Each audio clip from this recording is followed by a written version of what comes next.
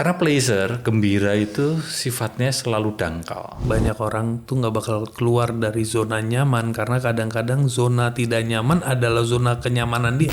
Dampak dari sosial media, karena sosial media membuka pintu kita untuk melihat hidup orang lain. Itu satu poin yang selama ini saya concern sekali terhadap adanya sosial media. Kemajuan teknologi begitu pesat, tapi berkutatnya masalah manusia kok itu aja gitu. Mendalam itu sebenarnya permasalahannya. Bukan sosial medianya, bukan AI-nya, bukan internetnya, bukan teknologinya, tapi manusianya yang gunainnya berlebihan. Banyak sekali berbicara tentang luka batin. Sebenarnya luka batin itu beneran ada apa enggak sih? Justru perlu diaplikasikan dalam kehidupan sehari-hari yang simpel, yaitu disisipkan di tengah-tengah kesibukan sehari-hari, small pause. Bro, gue banyak sekali ketemu orang yang punya problem di self doubt. Itu gimana ya? Ada netizen yang sebagian bilang, iya memang begitu laki-laki, kalau pikiran mesum ereksi pasti begitu.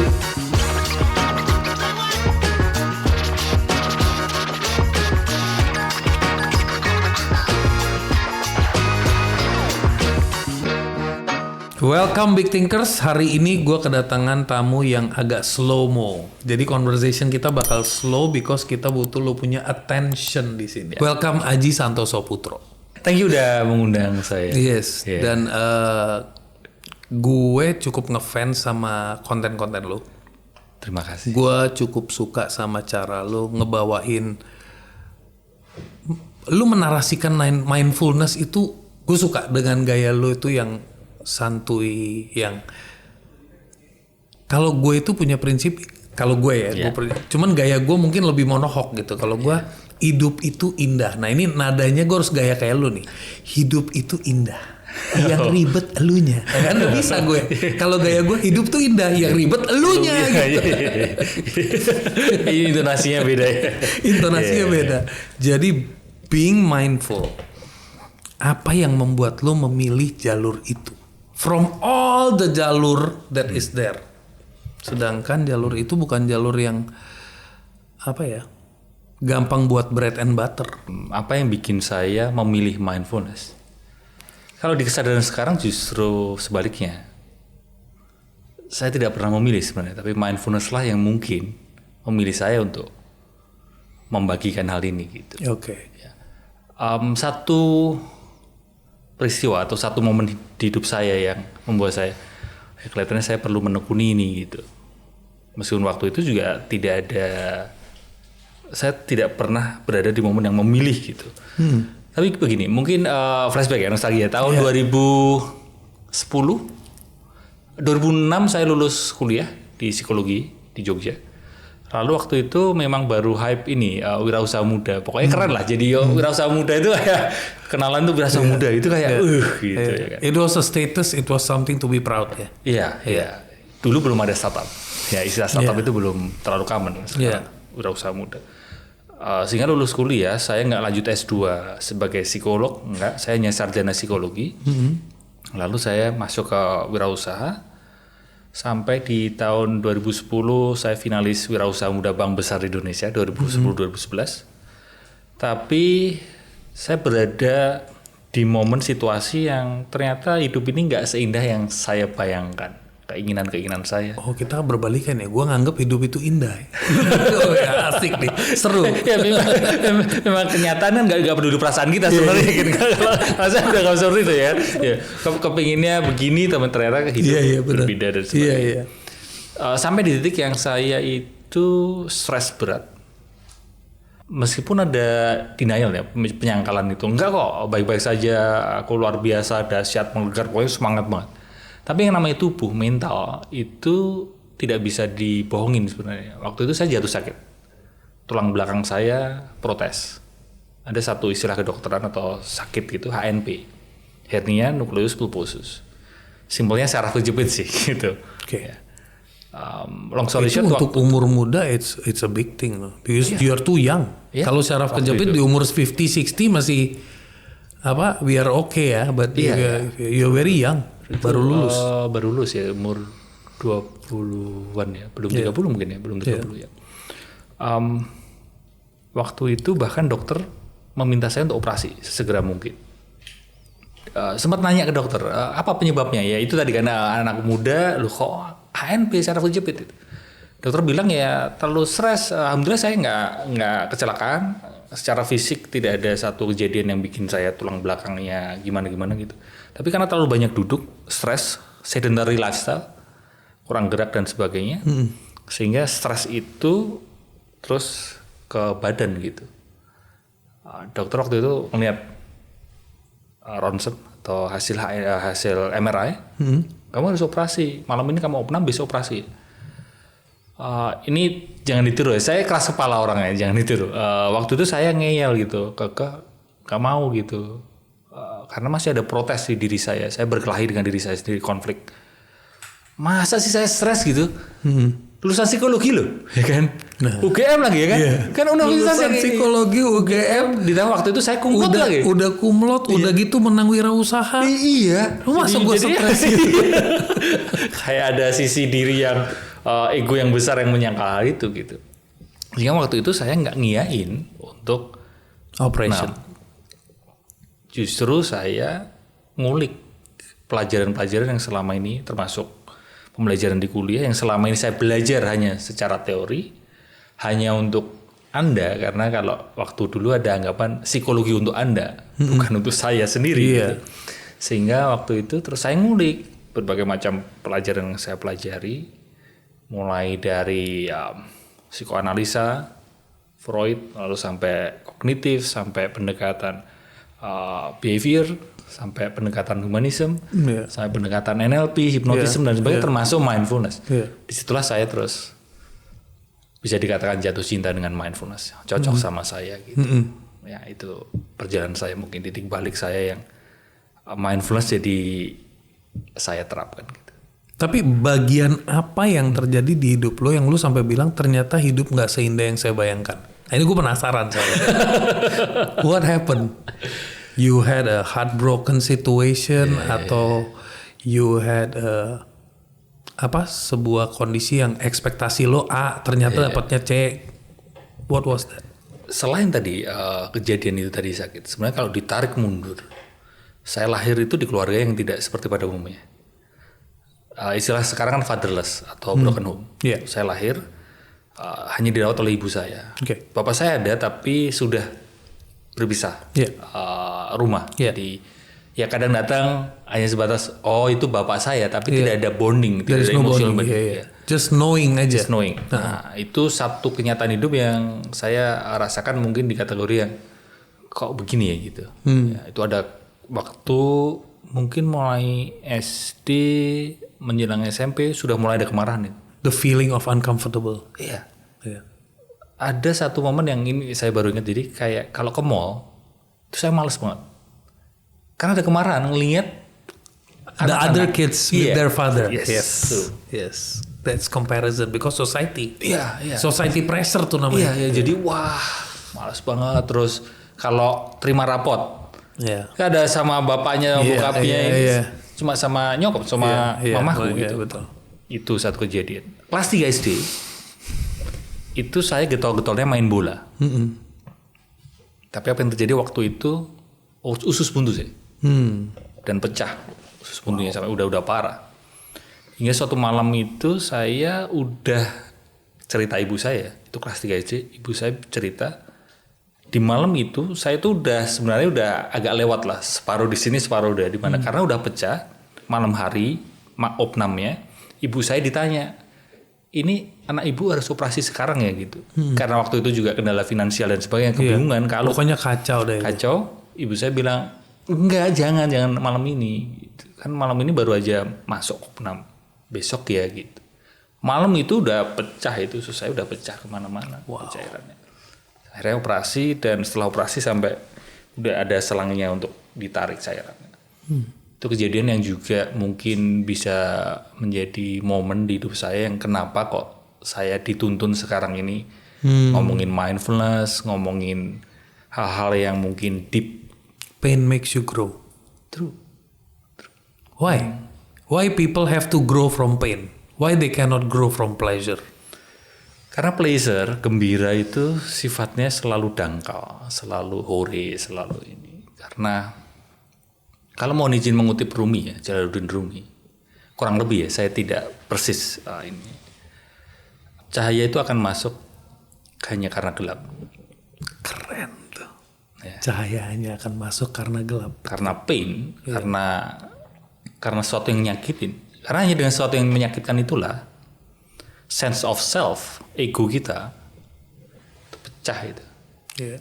Kalau dengan pleasure, justru kita menggenggam erat pleasure itu. Misalnya nyenengin itu jadian nyenengin, aure. Kita justru akan menguatkan. Kalau tidak hati-hati, ya, tidak selalu, tapi potensinya lebih besar, membesarkan ego. Besaran ego. Faking sebenarnya. Yeah. Manipulating lebih tepatnya. True. Nggak sengaja. True. Menggenggam gembira, kepengin mengulang terus kegembiraan itu. Dan addiction itu ya, iya. Addiction to pleasure itu. Tapi lo tahu nggak ada orang yang juga secara nggak langsung addicted to pain? Ya, iya ada. Sebagian teman-teman ya yang cerita saya bicara tentang luka batin, bicara tentang kondisi masalah mentalnya. Nggak semuanya, tapi sebagian. Ya. Tanpa sadar atau nggak sadar, mereka attach terhadap konsep diri atau sense of self yang aku ini terluka, pain itu. Sehingga sulit pulihnya bukan karena nggak bisa pulih. Bisa jadi karena dia begitu nyaman dengan lukanya. Iya. Aku ada karena luka itu. Ya, kalau gue selalu bilang banyak orang tuh nggak bakal keluar dari zona nyaman karena kadang-kadang zona tidak nyaman adalah zona kenyamanan dia. Dia berada di zona nyaman, penuh dengan ketidaknyamanan. Dia aman sama itu. Iya. Attachment terhadap sesuatu yang sebenarnya itu luka itu tadi atau pain itu. Lu merasa ke-challenge nggak? Satu, lu udah connected dengan mindfulness, tapi lu lagi tinggal atau lagi menyebarluaskan pesan itu. Salah satu yang lu pakai adalah media yang bisa mendestroy mindfulness. Yaitu adalah social media yang justru meningkatkan anxiety, meningkatkan comparison. Who commands, who send you good commands, negative commands, how many followers, bla bla bla. Pernah nggak masuk di fase itu while building that mission?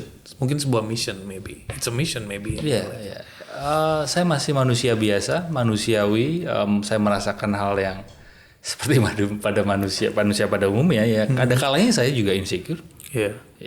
Bahkan ada pernah berada di satu momen yang teman-teman saya kan office hour ya, maksudnya kerja di kantor. Sedangkan saya kan nggak ada jam kantor. Iya. Dan orang-orang teman-teman saya beranggapan, wah enak ya hidup kayak Aji itu nggak ada jam kantornya. Tapi saya pun pernah berada di masa yang ngeliat teman-teman saya pagi hari berangkat kerja dan sebagainya. Insecure ya. Iya. Gue ngapain?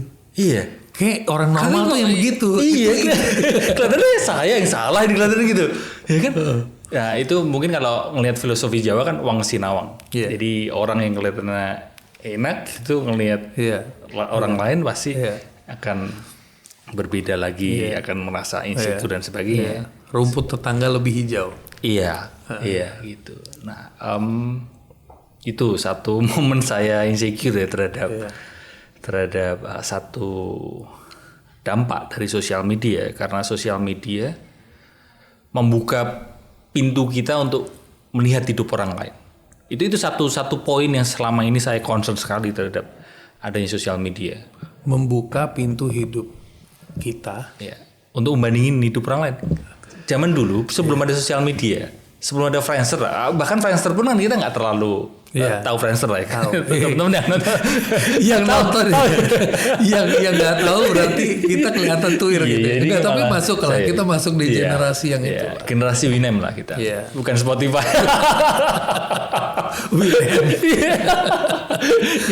Nah, waktu dulu kan kita membandingkan diri kita dengan orang lain itu waktu ketemu. Itu pun nggak setiap saat kan, nggak setiap menit, nggak setiap 5 menit, nggak setiap detik bro. Sekarang udah levelnya detik, levelnya detik ya sekarang ya. Dan ketika ketemu pun kita nggak terlalu tahu hidup lu seperti apa, hidup teman kita seperti apa nggak tahu. Sedangkan sekarang, benar kata lu, kita buka setiap detik. We are updated, kan attentionnya sekarang udah 3 seconds bro. First 3 second hook. Ya. Second 3 second baru lu bisa tarik attentionnya, baru konten lu bisa. Oh, itu kan formula semua. Iya. Attention span semakin memendek. Iya. Nah, sebelum ngomong attention span, saya tadi ngelanjutin yang itu tadi comparison itu menjadi hal yang sekarang kita lakukan terus-menerus. Iya. Sehingga itulah yang membuat kita jadi insecure. Gampang insecure karena diawali dari mudah jadi gampang lihat hidup orang lain. Jadi gampang membandingkan diri kita dengan orang lain, muncullah insecure. Insecure ini dekat sekali dengan ketakutan. Dan ketakutan ini jadi bahan bakar agresif. Yes. Ya. Dan itulah kenapa terjadi hate comments dan sebagainya. Jadi yang saya terus waspadai dan masuk ke attention span tadi, saya termasuk orang yang terus mulai belajar untuk mengurangi memakai sosial media yang berlebihan. Iya. Karena terus sama sekali. Memang nggak ada yang bisa deny. Memang it makes you wanna see. Dopaminnya tuh kena terus. Iya. Itu nggak bisa dideny. Secara biologi it works. Iya. Benar. Attention span semakin memendek. Iya. Dan ini hal yang sangat penting di dunia pendidikan, di dunia training, di dunia edukasi. Sebelum ngomongin ilmu-ilmu yang terlalu wah dan sebagainya, kita ini punya masalah yang sangat besar. Adalah attention span kita semakin pendek. Yeah. Bagaimana kita bisa menyentuh hakikat ilmu yang mendalam kalau banyak orang sekarang ini hanya mau belajarnya maksimal 3 menit. Nah, betul. Bahkan 3 menit aja udah merasa lama. Maunya 1 menit. Iya. Itu yang menjadi persoalan besar selama ini sebenarnya. Sekarang ini. Iya. Itu yang perlu menjadi PR kita gitu. Kalau dari seorang praktisi mindfulness yang ada depan gue lagi ngomongin masalah sekarang, gue lagi ngomongin tantangan sekarang ini kalau lu mau sukses adalah attention ekonomi. Oh iya. Attention ekonomi sekarang. Jadi ini bahaya. Orang makin hari attention span-nya makin pendek. Tapi kalau lu mau sukses, you have to grab attention. What should I do? Ini personal ya saya. Belum tentu cocok buat semua orang. Saya sudah meninggalkan perlombaan permainan grab attention, hook dan sebagainya. Congratulations. Makanya podcast ini ada saya juga yang lebih slow media, evergreen, bukan fast media. Satu-satunya cara untuk memenangkan perlombaan itu adalah dengan quit the game. Karena kalau enggak ya jadi downward spiral, kita akan turun terus menerus. Because you are in the wrong game. Iya. Dan saya tidak hanya bicara soal sosial media. Let's say kita juga ngomongin tentang AI. Iya. Jadi bagaimana mindfulness ini menyikapi perkembangan teknologi, sosial media, AI dan seterusnya. Permasalahan manusia dari dulu sampai sekarang sebenarnya sama. Yang diceritakan ke saya mungkin dari senior-senior saya. Permasalahan manusia ini bicara soal ngomongin tentang kecemasan, tentang ketakutan, tentang kekhawatiran, insecure dan sebagainya sebenarnya dari dulu ada. Berkutat di situ aja sebenarnya. Teknologi berkembang pesat, canggih secanggih-canggihnya. Ya, pertanyaan mendasar yang perlu kita renungkan adalah masalah manusia sama sebenarnya. Itu aja. Tentang greedy, keserakahan, tentang kerakusan, tentang kemarahan. Platformnya aja yang berbeda, bentuknya yang berbeda.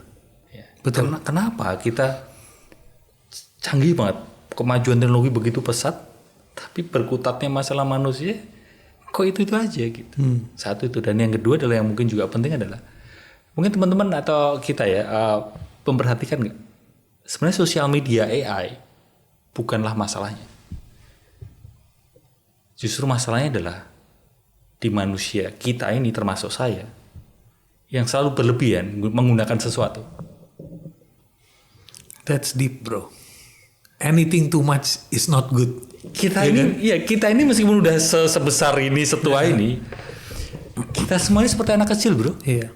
Dapat kayak mainan, excited, euphoric, dan dia udah harus berlebihan. Iya. Apapun itu, dari sosial media, AI, kekuasaan, semua. Semuanya. In all aspects sebenarnya. Perlu kita lihat mendalam itu sebenarnya permasalahannya. Bukan sosial medianya, bukan AI-nya, bukan internetnya, bukan teknologinya. Tapi manusianya yang gunainnya berlebihan. practice mindfulness bagian apa yang paling dekat dengan hati lo? Pause. Creating pause. That's the best ya emang sih. Simple. That's the best. Art of pausing. Yeah. Susah ya setengah mati. Yeah. Tapi ya kalau udah dilatih aman sih. Yeah. Ketika saya kan juga diundang di corporate. Yeah. Ketika ada pertanyaan, apa satu praktis paling simpel untuk orang-orang kantoran yang begitu sibuk, begitu cepat, meningkatkan produktivitas, bla bla bla, hustle dan sebagainya, terus menerus seperti itu gimana? Simple praktis. Mindfulness ini ya pause. Jadi kayak tekan tombol pause. Seperti apa? Sesimpel misal nyampe kantor misal. Selama ini mungkin nyampe kantor langsung macam-macam multitasking dan sebagainya. Berhenti dulu. 1 minute. Atau mungkin 15 seconds. Kalau 1 menit terlalu berharga mungkin. Mulai meeting. Sebelum meeting dimulai. Pause. Mau makan siang. Berhenti dulu. Jadi small pause ini itu diperlukan.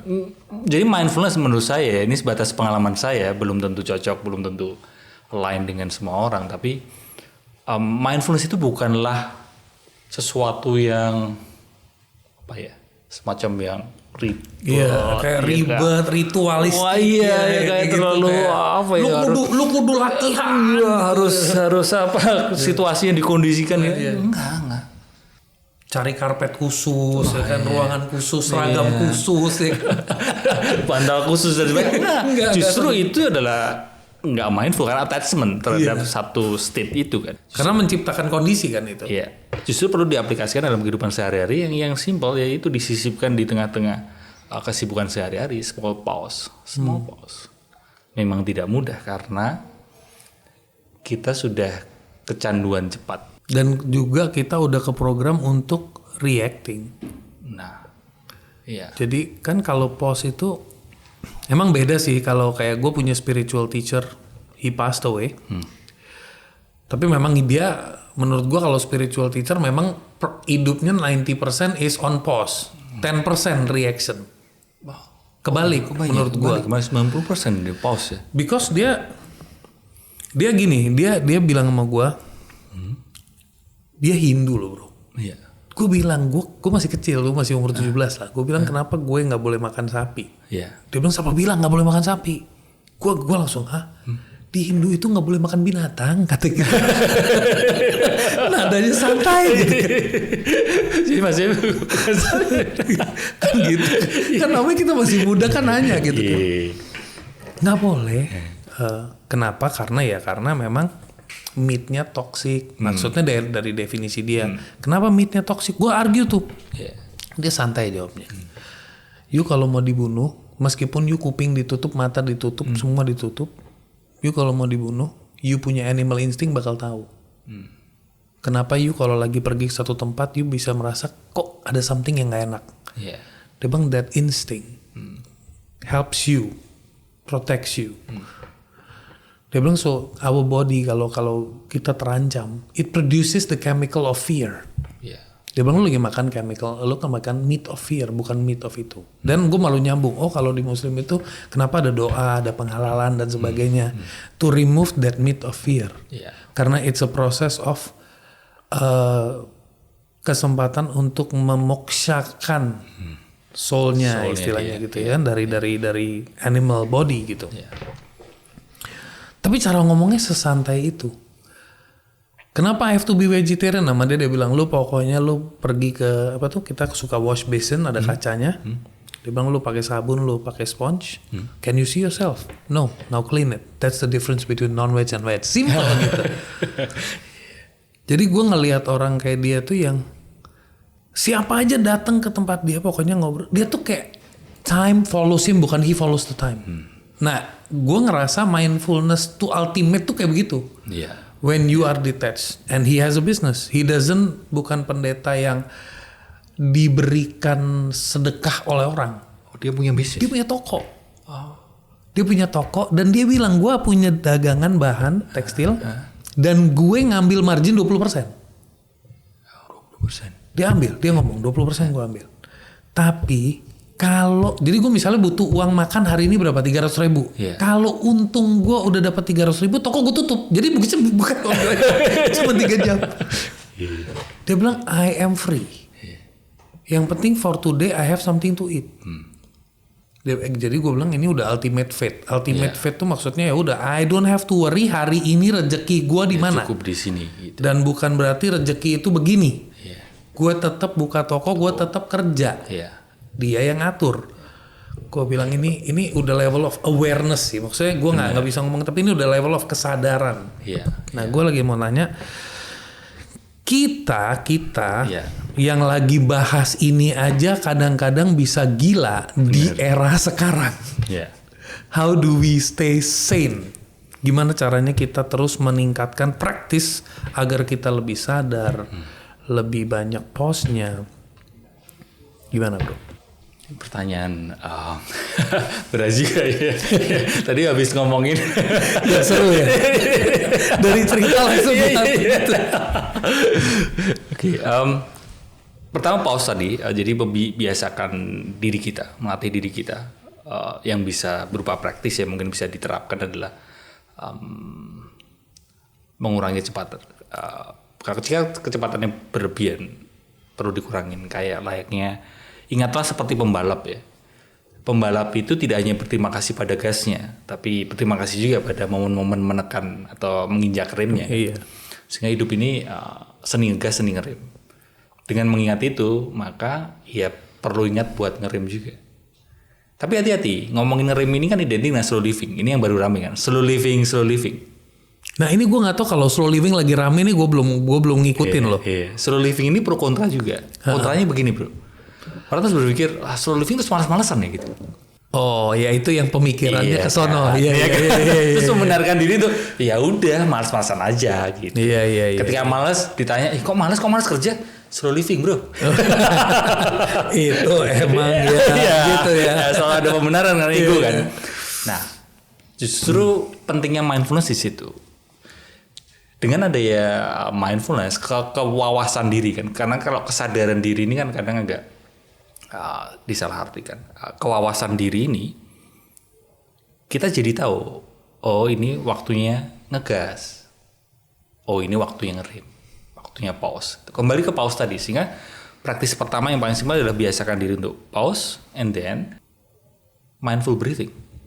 Itu, I think that's the key. The key is also in breathing. Tadi gue tadi mau kasih ilustrasi ini HP. Biasa kalau apa-apa kan kita lagi ngobrol nih, set ya kan, cepet nggak? Set ya kan? Begini terus terbalik lagi kan? Coba pelatihannya gini,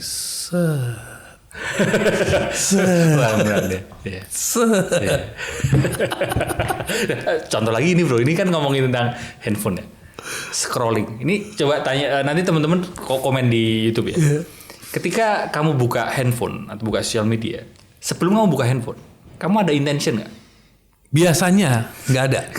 Biasanya nggak ada. Itulah mindless scrolling. Iya, mindless. Ya kan? Ya, kayak mengisi waktu luang aja gitu. Iya. Dan waktu luangnya kan setiap saat. Habit. It's like when somebody needs a cigarette. Iya, benar. It's a habit. It's not something I need a cigarette. It's that tangan gue kosong nih. Langsung aja gitu kan. Iya. Nah, scrolling juga gitu. Setiap kali buka handphone itu kayak buka Twitter, scroll tanpa ada intention. Oh ini baru muncul intention setelah itu. Iya.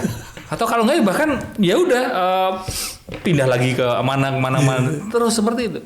Nah latihannya seperti salah satunya seperti tadi pelan-pelan juga mulai cek, be mindful scrolling sebelum buka sosial media, pause dulu 15 detik lah.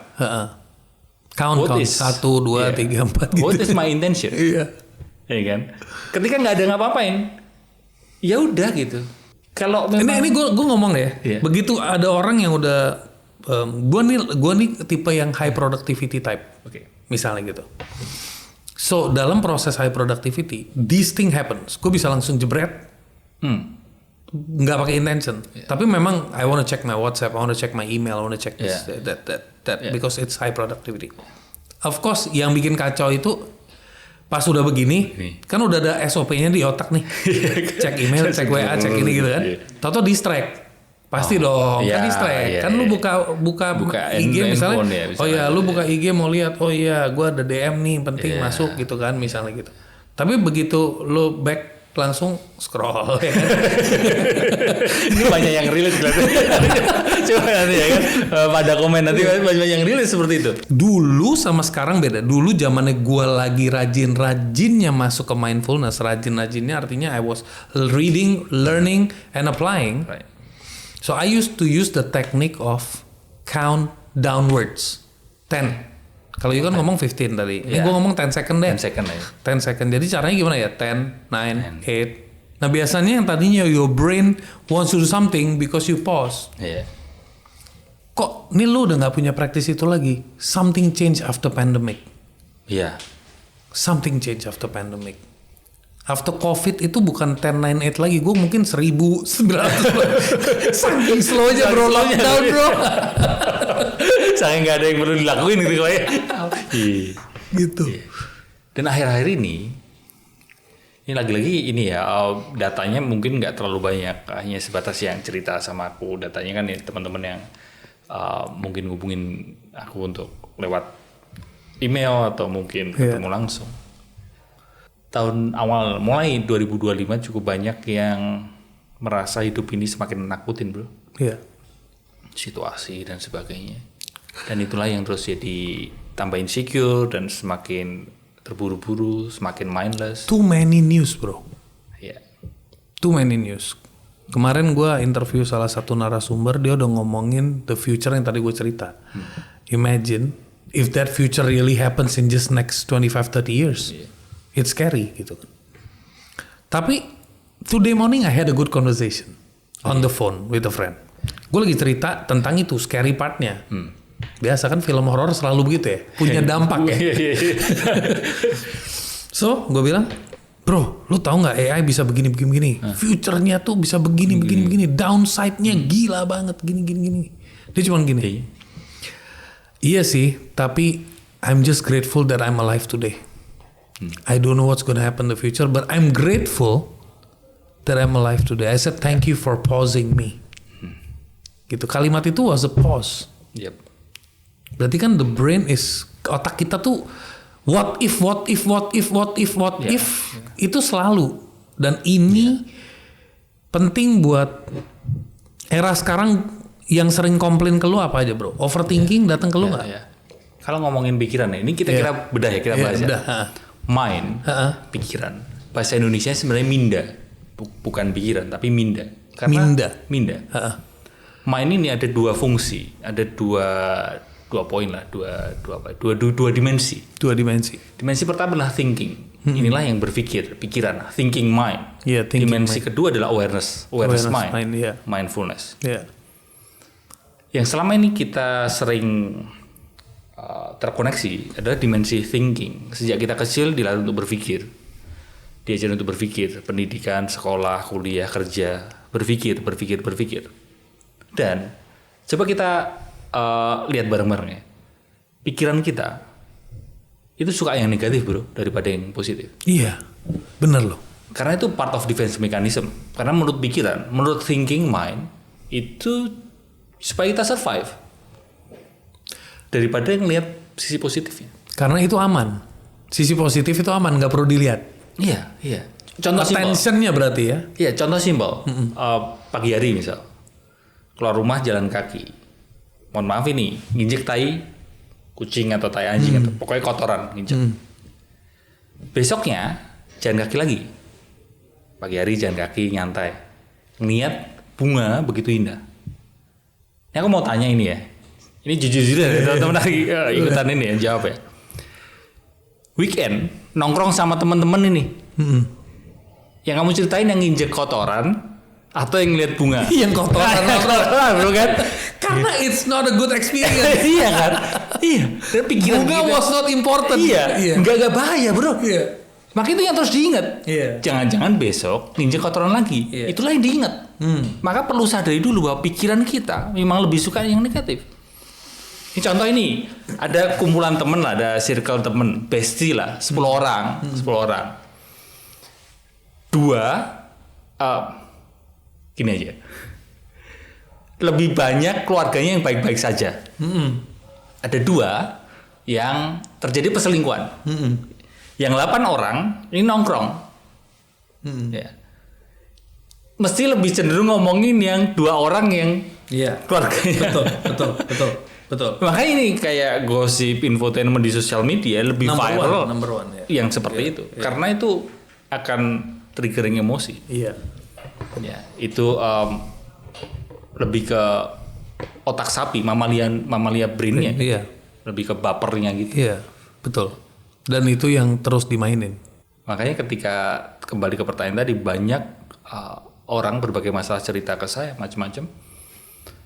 Garis merahnya sebenarnya attachment teridentifikasi begitu kuat terhadap thinking mind-nya, dan dia lupa terkoneksi dengan their true self, yaitu awareness. Oke. I am that I am. Banyak orang tuh takut melihat dirinya sendiri. Gimana pengalaman lu pada saat lu bertemu dengan diri lu sendiri? Ya, frasa atau kalimat bertemu diri sendiri itu begitu indah ya. Let's say kayak be yourself, loving yourself, self love. Ya. Tapi saya kepingin ngajak untuk melihat atau merenungkan sebelum kita jawab how to love ourselves atau be yourself dan sebagainya. Pernahkah kita bertanya what is self? What is self? Bertemu dengan diri sendiri. Yeah. Who is self? What is self? Yeah. Bertemu dengan diri sendiri. Yeah. Diri sendiri yang mana, bro? Iya. Misal nih, saya bertemu dengan nyokap, bertemu dengan mama saya. Ada identitinya, jelas. Sama istri saya, beda lagi. Yeah. Nongkrong sama teman-teman, Yeah. beda. Yang mana diri sendiri nih? Yeah. Gitu kan. Sehingga gini, mungkin kalau psikologi motivasi kan cukup gencar ya. Ada masa di mana psikologi motivasi itu begitu gencar dikonsumsi masyarakat, dan mereka termasuk saya mungkin juga dulu kayak harus punya citra diri positif self, afirmasi. Ya memang lebih baik daripada self talk negatif. Yeah. Daripada aku bodoh, aku Yeah. ini orang. Mendingan minimal lu ngomong yang bener lah. Ya, mending memang aku tangguh, aku hebat. Yeah. Tapi itu perihal basic sampai intermediate itu. Yes, betul. Dari konsep diri yang negatif kita ubah ke konsep diri positif. Tapi ini masih ada perjalanan lanjutan ini, intermediate dan advance, intermediate ke advance. Yang maksudnya gini, baik itu konsep diri yang negatif maupun konsep diri yang positif, itu sama-sama konsep diri. Betul. Self yang diciptakan pikiran. Nah, Ya ini kan? mulai. Sehingga mungkin kita perlu pahami dulu bahwa pikiran kita menciptakan self, menciptakan sosok, menciptakan image, self image mengenai diri kita. Aku ini siapa? This is where the manipulation becomes. Justru intermediate ke advance, perjalanan selanjutnya adalah kita melampaui entah itu negatif maupun positif self image itu. The true self. The true self. Karena, nah ini yang mungkin juga satu fakta yang mungkin banyak orang nggak tahu. Begitu gencarnya ilmu self image positif itu, cukup banyak loh, bro, yang justru masalah mental bermunculan. Karena Ditelan bulat-bulat, lu nggak pede, lu ngomong dong ke kaca, I am confident. Lu ngomong 30 kali sehari, I am confident, kan jadi afirmasi gila. positif. Iya. Tapi di titik tertentu, gimana pun juga, kenyataan akan membuat dia mengalami bahwa iya aku nggak sepersis afirmasi itu. Iya, jadi afirmasi itu menjadi the standard that you push yourself to be. True. Sedangkan kenyataan nggak peduli perasaan kita. Iya, betul. Kenyataan nggak peduli perasaan kita. Iya. Aku bakalan nggak berbisa aku nggak akan sakit, aku nggak akan sedih. No, realitas sebenci apapun kita terhadap perpisahan, let's say, ternyata nggak peduli perasaan sedih itu. Kita akan mengalami kesepian, perpisahan itu. So dengan gencarnya afirmasi positif, self love yang mungkin bicara tentang konsep diri yang positif, itu justru berpotensi, bahkan sudah terjadi, semakin bertambah orang-orang yang mentalnya bermasalah. Iya. Dari situ ya. Coming back to bertemu diri. Iya. Kalau orang bilang, gua ganti pertanyaan. Orang itu biasanya full of pain karena dia detach sama self. Iya. Salah satu cara untuk menyelesaikan atau menciptakan kedamaian itu pertama to connect with your true self. Iya. Karena aku terluka itu adalah konsep self. Aku terluka adalah konsep. Makanya kan kita selalu makanya gue pernah diajarin sama nyokap gue dulu itu, kita dulu pernah ngomong tapi I didn't understand. I understand pas udah gede. Dia bilang, who are you? Gue bilang I'm Sunil. No. Sunil is the name of your body. Who are you? Gue bilang how can Sunil is the name of my body? Dia bilang because kalau tangan you luka, you bilangnya tangan I luka. I siapa? That made me trigger. I itu siapa? And they bilang another thing, when you die, people stop calling your name. Dari the day you die, they will say, bodinya mau dibawa kemana? Bukan Sunil mau dibawa kemana? So the day you die, your name is not connected to you. It's just a body. So who are you? Yeah. Nah kalau kita masuk ke dalam pemikiran seperti itu, ini yang nonton mungkin bingung kali ini ngomongin apa. Tapi kita berdua lagi ngomongin.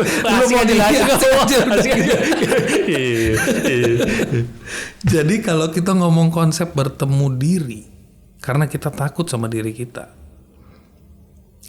apa sih langkah yang bisa dilakukan sama gue dari lo, advice lo ke gue, Nil coba deh, lo mulai dari step ini. You will start to see yourself, you will start to feel yourself, you will start to sense your true self. Karena kan bertemu itu nggak selalu bertemu. It's a process of sensing, it's a process of inner connection dan sulit banget dinarasikan. Oke. Ada beberapa poin yang mungkin bisa saya elaborasi. Pertama, bertemu dengan diri sendiri. Itu seolah-olah kayak, rasanya ini gelas ya, boleh kan? Boleh. Bertemu ini ada satu aspek di sini dan perlu saya temuin ketika ini kesini. Seolah-olah tidak di situ. Ya kan? Jadi perlu mendekatkan ke ini sesuatu ini sehingga akhirnya ada momen disebut dengan bertemu. Itu pemahaman thinking mind seperti itu, selalu seperti itu. Ngomongin awareness mind, kita ini selalu terkoneksi dengan our true self. Kita nggak pernah berpisah. Sehingga frasa bertemu dengan diri sendiri perlu dipahami dulu bahwa kita perlu melampaui itu. Kita tidak pernah berpisah. Kita tidak perlu berusaha untuk menemuinya. Itu satu. Yang kedua gini. Sebenarnya our true self itu kan pure awareness. Kesadaran. Awareness mind itu. Consciousness. Yes. Bukan nama. Bukan berbagai identitas yang nempel di diri kita. Betul. Itu kondisinya gini bro. Ketika kita lahir, setiap kita ini lahir dulu, belum buka mata, masih merem. Jadi belum melihat orang tua kita siapa. Belum ada nama juga, kita belum tahu nama kita. Kita bahkan belum melihat badan kita sendiri siapa. Kita masih merem. Itulah kondisi state, pure awareness, our true self. Dan itu terlupakan. Sering berjalan waktu. Mulai ada lapisan-lapisan nih, dari nama, dari orang tuaku itu, bapakku itu, ibuku itu. Aku tinggal di sini. Aku warga negaraan ini dan sebagainya, so on terus bertambah terus menerus itu. sampai detik sekarang. Sampai sekarang kalau dikaitkan dengan sosial media, itu baru ngomong followersku segini. Persis. Ya kan? Sama kayak orang yang belum pernah kenal sosial media ketemu sosial media. Dia tadi in the right state, jadi kacau. Iya, ada followers circleku ini. Iya. Ya kan? Belum lagi nanti ditambah bisa memunculkan avatar atau apalah macam-macam kan, itu kan sekarang ada sosok yang bisa kita munculkan di teknologi itu dan sebagainya. Jadi kita semakin jauh seolah-olah dengan our true self. Makanya ada kalimat bertemu. Pada sebenarnya dengan thinking mind. Iya, pada sebenarnya yang kita perlukan adalah aware of being aware. Aware of being aware, yes. Sadar akan kita, tentang kesadaran kita. Akan kesadaran itu. Lalu poin berikutnya seperti langit dan awan. Thinking mind itu awan. Langit akan selalu ada, bro. Yes, betul. Awan can change the colors also. Langit itu kesadaran. Dia senantiasa ada. Selapang itu, bisa merangkul semua awan, tidak pernah memusuhi awan. Makanya berdamai dengan diri sendiri itu juga mungkin kalau yang kacau juga ya, karena berarti ada sesuatu yang tidak memusuhi atau tidak sesuai aturan. Berdamai itu tidak sesuai dengan aturan. Iya. Ini seru nih kalau ngomong berdamai dengan diri sendiri. Iya. Maka kalau kembali ke bertemu dengan diri sendiri tadi, jadi bukan menemui, bukan berusaha untuk menemui, justru ketika ada pemahaman terkait dengan langit kesadaran, aware of being aware, untuk menemui dalam tanda petik ya, meskipun karena ini bukan konsep menemui secara thinking mind, justru kita perlu rest, dengan berhenti berusaha, dengan beristirahat, rest in the present moment, here and now. Maka kita akan terkoneksi kembali dengan our true self. What is your favorite movies? Waduh, banyak. Disebutin 3 lah yang baru-baru ini. Hobi nonton. Pertama mungkin Pique ya, karena dia sempat ngobrolin Pique. Apa lagi ya? Ini temen ngobrol. Adolescence. Iya, Series itu bagus banget sih. Bagus banget. Terus apa lagi? Satu lagi. Lu sempat nonton film Hipnotis nggak? Hipnotis yang di Netflix? Ada di dua Netflix. Kan? Di Netflix. Oh, yang mana? Yang dia anchoring. Yang di lift itu kalau nonton di lift. Iya. Karena yang di bioskop juga ada sih Hipnotis gitu. Itu juga menarik. Lu percaya sama orang yang di ini nggak sih, yang orang-orang yang kayak misalnya gue kemarin lagi ini gue dihipnotis orang, gue di tengah jalan gue ditepok, gue langsung blank. Ada yang kayak gitu, bro? Ini gimana? Gak apa-apa ya ngomong ada ya mungkin ada yang seperti itu, tapi kita lihat skenario yang satunya juga ya. Belajar NLP juga kan. NLP, Neuro Linguistic Programming, dan hypnotism. Sebenarnya yang terjadi nggak sesimpel lu ditepuk bahunya dan oke, langsung nggak sadar. Atau tau duit gue diembat dari ATM gitu. Karena misal gini, pulang dari mall, seandainya lu digendam misal, dicuri lah gitu, apapun yang dicuri, ketemu aku sebagai temen. Kamu akan ngomong ke aku, cerita ke aku bahwa kamu dicuri atau digendam? Digendam tuh artinya diguna-guna. Aku bakal mungkin ngomongnya digendam ya, biar kesannya nggak lemah. Kayak gue nggak salah, gue nggak bodoh, nggak lalai. Iya. Gue nggak weak, tepatnya gue nggak weak. Gitu ya kan. Ada kecenderungan itu ya. Ini nggak semuanya, tapi ada kecenderungan orang seperti itu. Kalau gue pribadi ngomong apa adanya, tapi gue notice ada kecenderungan itu. Iya, ada sebagian orang yang seperti itu. Karena itu kan ego untuk mekanisme pertahanan diri. Iya. Karena terjadi sebenarnya adalah sebenarnya kan juga mempelajari gendam, NLP dan sebagainya gitu. Iya. Enggak terus sesimpel seperti yang di TV. Iya, enggak seheboh itu. Intinya lu bego aja gitu lah ya. Showbiz ya. Karena enggak mindful. Iya.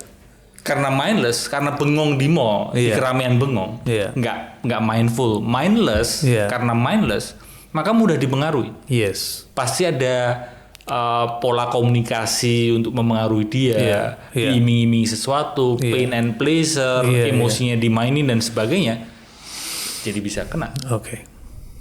Itu yang saya pahami terkait dengan fenomena seperti itu. Anda ini banyak sekali berbicara tentang luka batin. Sebenarnya luka batin itu beneran ada apa enggak sih?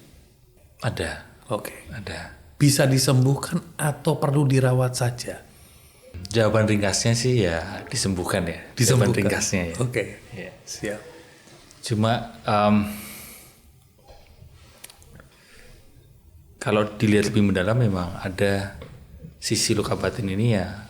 Kalau dikaitkan dengan sense of self tadi ya, itu ya, aku ini terluka gitu. Itu kan pikiran yang menciptakan identitas itu. Aku terluka. Sedangkan kalau di langit kesadaran, di awareness mind, our true self itu nggak perlu dipulihkan.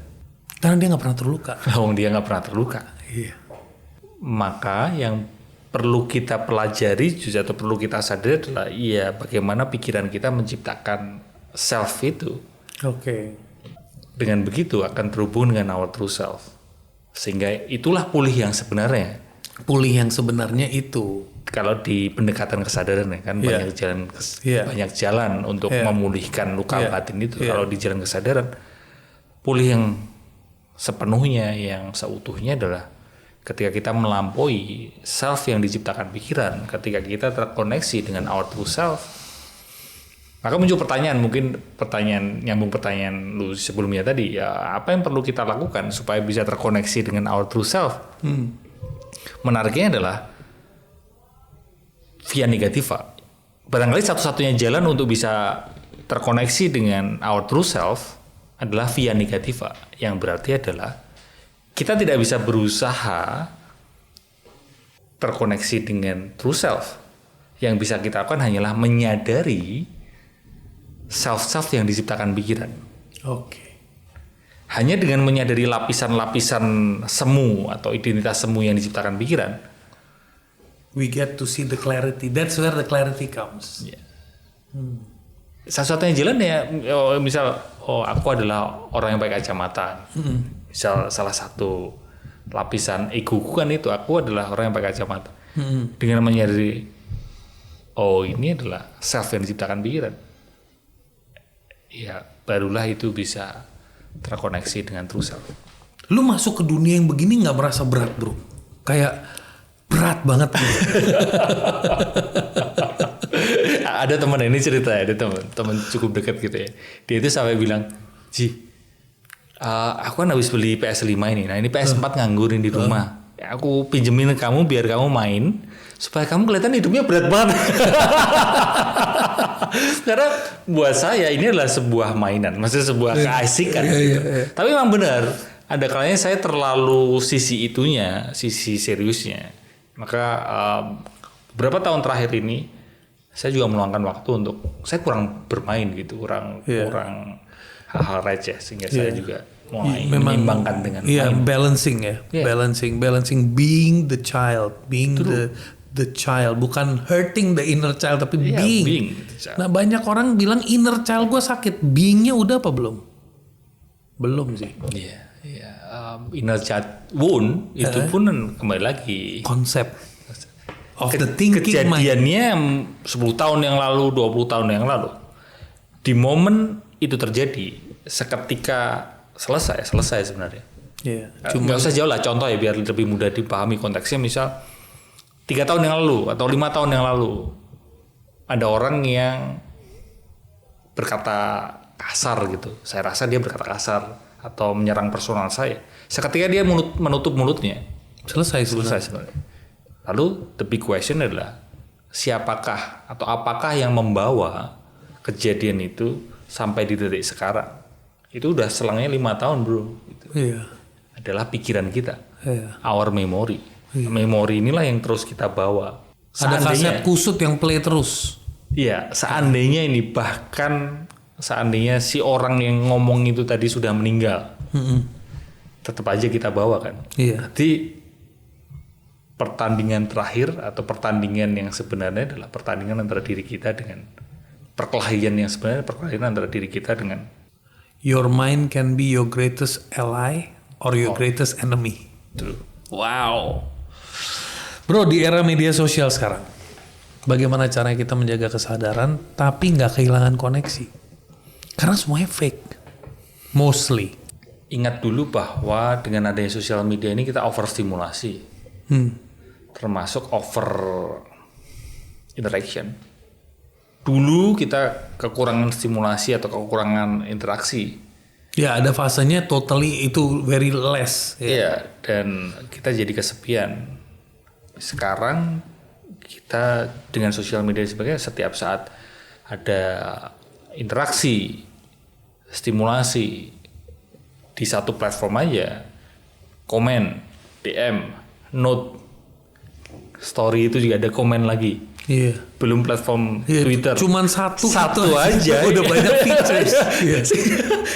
Yang mana gitu? Belum WhatsApp ada WhatsApp grup ini. Yeah. Banyak sekali pintu interaksi dan itu over interaksi. Kita kelelahan, over stimulasi dan over interaction. Yang namanya over akan bikin kita kelelahan, capek. Dan ketika capek, seperti anak kecil yang over stimulasi seperti kayak anak kecil weekend gitu. Kan lu punya anak ya, waktu anak kecil diajak ke acara keluarga weekend, Sabtu ketemu saudara, dia digendong saudara, pindah-pindah. Overstimulasi dia ngeliat muka orang itu banyak sekali, minggu juga seperti itu, minggu sore, minggu malam, dia pasti tantrum. Iya, kan cranky. Tantrum. Demikian juga kita, kalau kita overstimulasi sekarang ini dengan adanya sosial media, over interaction, kita ini menjadi manusia-manusia yang kelelahan dan gampang tantrum. Ya, dan yang dilabelin labil. Ya. Atau baper. Ya. Atau malam hari overthinking. Iya, overthinking. Kurang deep talk. Itulah kenapa memang perlu waspada ya, kembali ke pertanyaan tadi, tidak perlu berlebihan berinteraksi di sosial media, dibatasi ya. Bro, gue banyak sekali ketemu orang yang punya problem di self doubt. Itu gimana ya? Self doubt pentingnya confidence gitu ya, pentingnya sangat shaking. Jadi self esteemnya udah shaking. Ini menurut gue ya, self esteemnya shaking. Jadi dia tuh selalu meragukan dirinya. I'm not capable of this. I'm capable but I'm too old. I'm this but I don't have this. Attach terhadap self konsepnya dia yang negatif. Membandingkan diri dengan orang lain. Kok dia udah seumuran, kok dia udah nikah ya, kok dia gitu. Dia nggak membandingkan diri, itu fakta. Misalnya gini. Okay. Dia dalam kondisi ekonominya rendah. Kondisinya lagi terpuruk. Itu fakta. Jadi kalau kita bilang lu jangan banding-bandingin dong. Lah dia bilang ini fakta, kok mau bandingin gimana? Nah itu gimana? Fakta itu sendiri kan perlu kita bedah, bro. Ada narasi dari pikirannya dia yang menambah itu menjadi dramatisir kan. Oke. Kenyataannya mungkin 5 gitu. Fakta memang itu mungkin kenyataan yang nggak ngenakin. Tapi waspadai pikiran kita akan menambah drama itu bahkan mungkin menjadi 50 bahkan ini. Itu dulu. Karena kalau bertambah berat 50 dan sebagainya ya akan terus jadi berat untuk melangkah, berat untuk berkarya. Oke. Tapi ketika kembali ke kesadaran iya memang berat tapi nggak seberat yang cerewetan pikiranku sih gitu. Nggak seberat dramanya pikiranku sih gitu. Dan dengan adanya kesadaran ya ada action, ada usaha. Do you do meditation as well? Yeah. Lo meditate? Iya. Buat orang-orang mau belajar meditasi simpelnya, itu buat praktis tuh sehari berapa menit sih? Simpelnya gitu. Lihat dulu ini bukan sebagai kompetisi, maksudnya semakin banyak, semakin lama, semakin keren. Nggak seperti itu, ya kan? Iya. Cuma di awal mungkin bisa diawali dengan 5 menit aja dulu. Luangin waktu 5 menit, dijadwalin misal pagi hari. Duduk senyaman mungkin, pejamkan mata, mindful breathing, sadarin nafas masuk, hembuskan nafas, sadarin nafas keluar, breathing out. 5 menit aja dulu. Nanti baru ditambah pelan-pelan. Nggak perlu buru-buru. Kelihatannya semakin lama, semakin keren gitu. Ya kan. Oh 1 jam lah, 2 jam gitu. Saya bukan orang yang seperti itu ya, maksudnya bukan terus ini. Di awal seperti itu ya, 5 menit tambah 10 menit. The longer kita belajar untuk focus and slowing down, itu melatih kita untuk lebih punya self control kan? Iya bro, pause gitu. Iya kan, lebih mudah jadinya kalau mau pause. Karena kita udah latihan dari 5 menit ke 10 menit sampai 30 menit. Lu udah bisa nahan diri lu 1 jam aja di depan.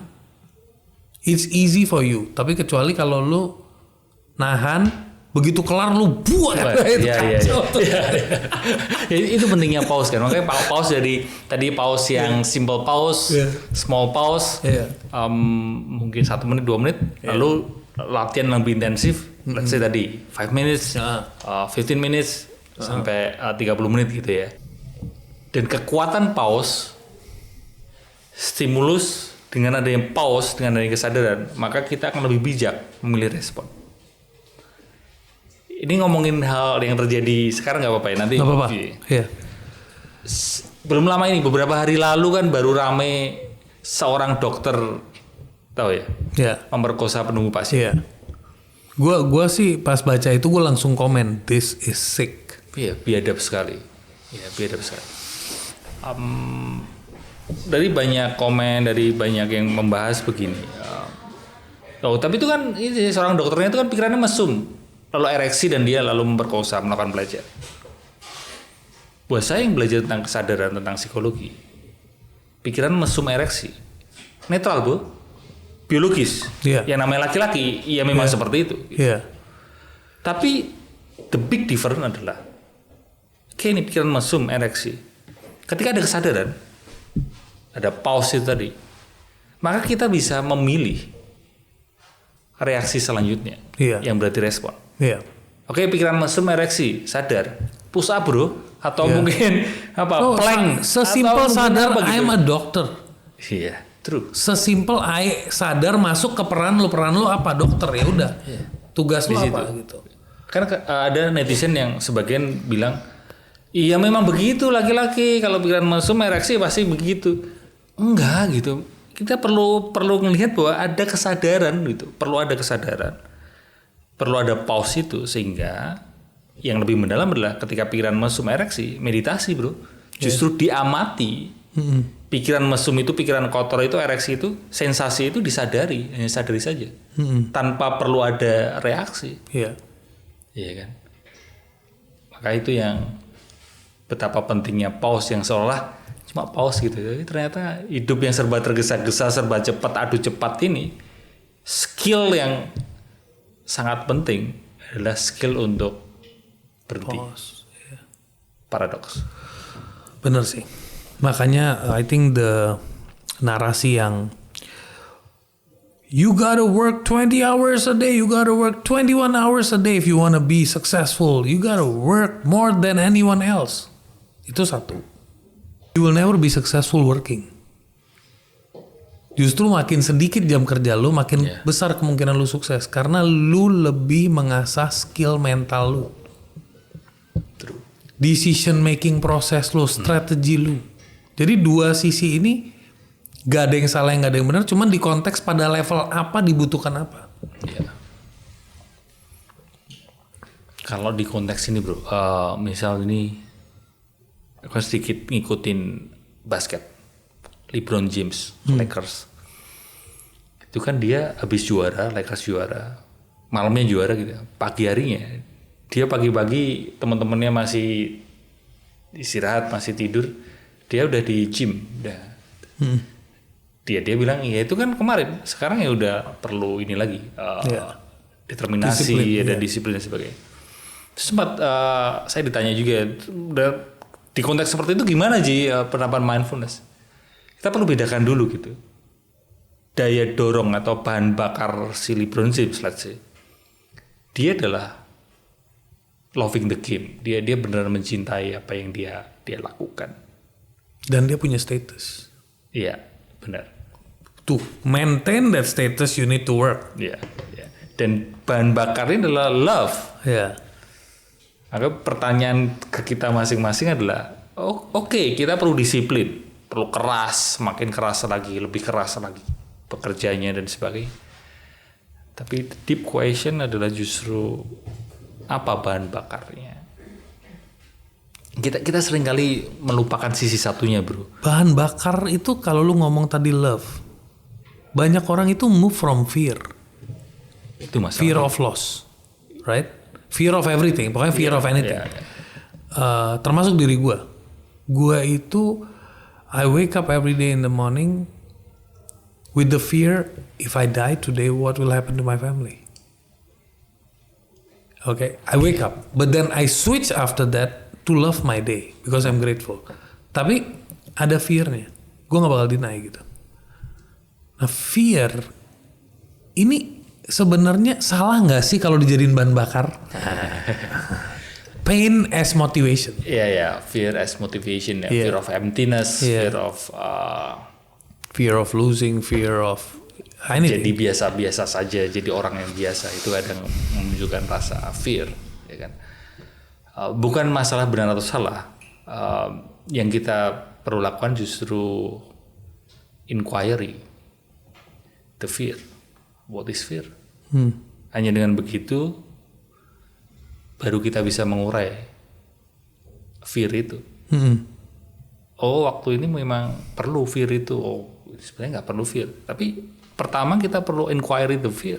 Oke, itu yang jarang di-explore. Di banyak hal, bro. Understanding what it is, don't chase what should be. Itu sebenarnya jadi pondasi ilmu kesadaran, kan? Bukan chasing what should be, tapi understanding what it is. Yeah. Udah banyak yang bersuara tentang ayo kita harus bersikap baik, kita harus berulas asih, compassion to others. Itu suara itu atau ajakan itu udah begitu gencar dulu sampai sekarang, udah lama. Tapi kenyataannya masih banyak kejahatan, masih banyak perang, masih banyak konflik. Justru barangkali kita bukan chasing what should be, kita perlu understanding what it is. Karena hanya dengan begitu kita melampaui permasalahan. Kayak ngomongin kekerasan kembali ke tadi. Sebagian netizen itu nyalain korbannya. Itu beneran saya nggak setuju. Sebagian sudah mulai ngeh bahwa ini tanggung jawab pelakunya. Tapi kalau saya boleh saran, jangan berhenti di situ saja. Iya, kita perlu menyerahkan tanggung jawab ini adalah pelakunya. Ini ada salah pelakunya gitu. Jelas ini salah pelakunya. Tapi jangan berhenti di situ saja. Kita perlu going deeper, bro. Kita perlu inquiry what is violence. Dan ini yang kita takutin. Masuk dimension ini ya. Exploring that. Dari korban, ini yang paling salah lah itu nyalain korban. Yang kedua, dimensi kedua lah pelaku. Salahnya pelaku. Saya setuju itu. Tanggung jawabnya pelaku. Third dimension ini yang jarang sekali kita masukin, yaitu inquiry to violence. Kenapa kita sangat takut inquiry to violence? Sedikit banyak di takaran tertentu kita adalah pelaku violence ini. Yes, we are one of them. Yes. Karena ego, sense of self, konsep diri selalu bergeraknya based on fear, based on violence. One kalimat for the people watching. One advice for all of them who's watching, ya. One sentence. One sentence boleh. Jangan one word, one sentence. One word gampang buat lo. Itu bagian gue. One sentence kelihatannya juga susah sih. Or a quote or something. Ketika keinginan kita terwujud, yang kita rasa nyenengin buat kita, belum tentu baik buat kita. Dan sebaliknya, ketika keinginan kita nggak terwujud, kita rasa ini nyebelin, belum tentu buruk buat kita. Wow. Semoga kalian sadar. See you in the next episode. Thank you.